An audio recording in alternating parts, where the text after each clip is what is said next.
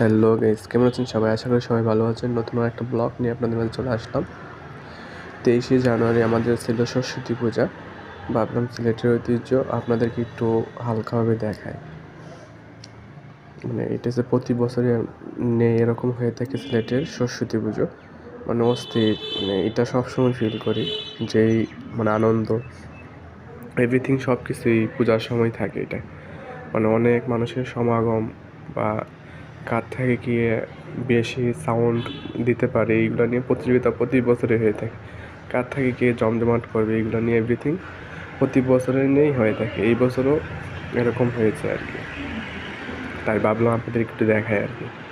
কেমন হয়েছে অবশ্যই কমেন্ট করে জানাবে। আর আপনাদের সবার নিমন্ত্রণ রইল, সামনে বছর সবাই আসবেন সিলেটে, আইসা দেখবেন আর কি।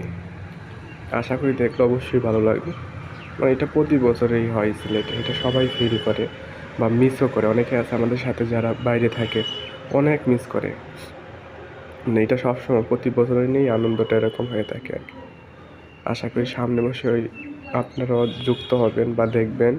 পজিশন তো এটা হয়, এটা তো কথা না বললে হয় না। প্রতি বছরই আপনার এটা পজিশন হয়, অনেক এনজয়। রাস্তায় সবাই জন্য আসে বা দেখে, পরিস্থিতি নিয়ে সবাই কথাবার্তা বলে, এভরিথিং একটা মিলন মেলা হয় আর কি পূজার সময় আর কি।